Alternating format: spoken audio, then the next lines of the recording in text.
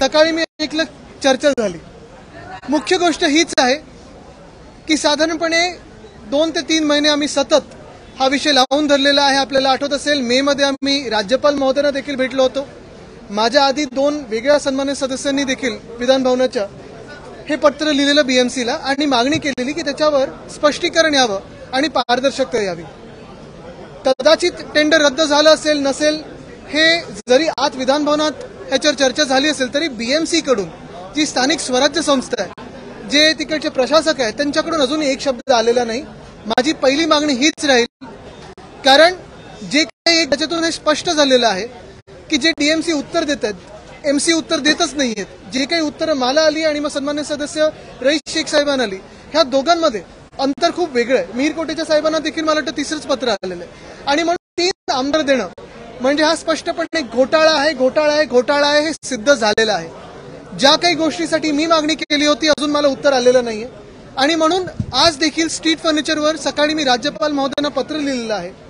ते पत्र सकाळी त्यांच्या हाती गेलं आहे, पण त्याच्यात 3 मागण्या आहेत माझ्या।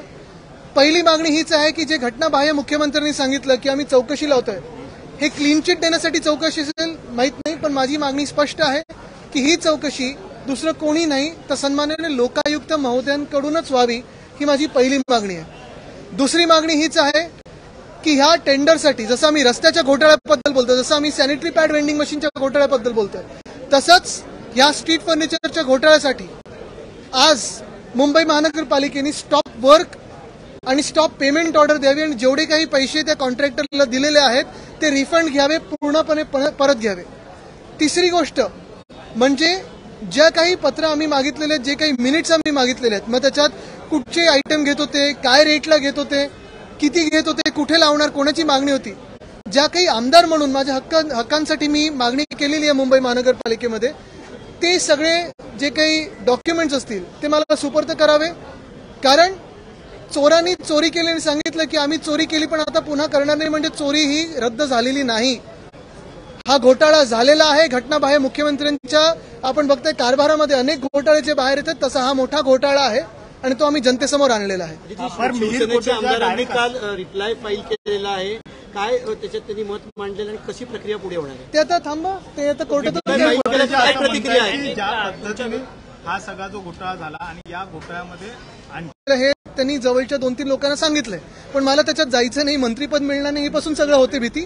पण ठीक आहे, त्यांना क्रेडिट घ्यायचं 100% त्यांचा मुद्दा आहे।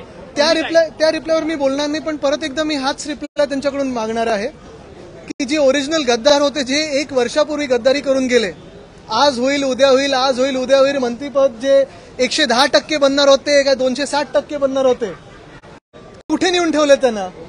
परत गुवाहाटीला पाठवणार आहे का? तर ह्याच्यावर त्यांनी रिप्लाय द्यावा, बाकी मला कुठचाही रिप्लाय त्यांना मागायचा नाही। भाजपचे नेते म्हणतात विरोधकांची पहिली पुढची बैठक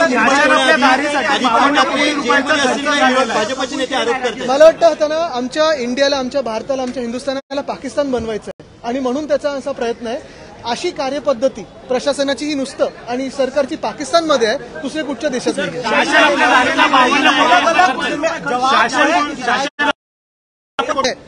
जब बनेगी तो इन अधिकारियों को जवाब देना पड़ेगा, नहीं तो जेल जाना पड़ेगा। 52 करोड़ खर्च किए गए विज्ञापन पर, 52 करोड़ खर्च किए गए विज्ञापन पर। वन क्वेश्चन मी त्या घाणीत जात नाही।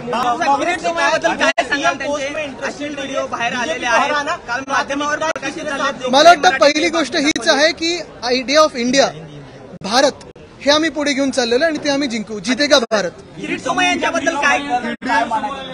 मी त्या घाणीत जाणार नाही। सर, मुंबईचा सगळ्यात महत्वाचा प्रश्न आहे डॉपलर जे आहे, जे हवामानासाठी महत्वाचं आहे। डॉपलर एक रडार आहे, ते रडार गेल्या 2 महिन्यापासून बंद आहे। राज्यात पूरस्थिती निर्माण होते। मुंबईचं जे डॉपलर आहे ते कोकणावरती नियंत्रण ठेवणार, ते 2 महिने अजून बंद असणार। हा विषय मला वाटतं आमच्या एका सन्मानित सदस्यांनी हाऊसमध्ये देखील घेतला होता, डीपीडीसी मध्ये पण घेतला होता। मुख्य गोष्ट हीच आहे की आपण पहा, मुंबईत देखील असेल किंवा महाराष्ट्रात कुठेही कुठच्याही शहरामध्ये असेल, ग्रामीण भागात असेल, पावसापूर्वीची जी तयारी असते, त्या आम्ही जेव्हा बीएमसी मध्ये काम करायचो तेव्हा मला माहिती आहे की उद्धव साहेब स्वतः असतील, आमचे महापौर असतील, अनेक वेगळे नगरसेवक असतील आणि पालकमंत्री म्हणून मी स्वतः मुंबईच्या सगळ्या यंत्रणा सोबत घेऊन बसायचो।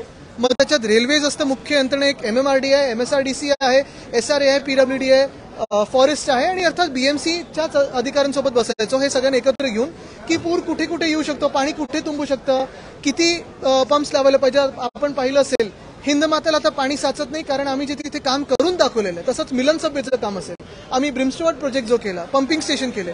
पण छोट्या मोठी जी कामं असतात, मुंबईची मायनर इंटरव्हेन्शन्स असतात, अशी ह्यांना समज पण नव्हती. आणि झालंय असं की मुंबई महानगरपालिकेत कुठेही ही प्रशासकीय यंत्रणा बसल्यानंतर लोकप्रतिनिधींचा आवाज गायब झालेला आहे आणि तो ऐकला न गेल्यामुळे ही सगळी परिस्थिती आपल्या समोर आलेली आहे. धन्यवाद.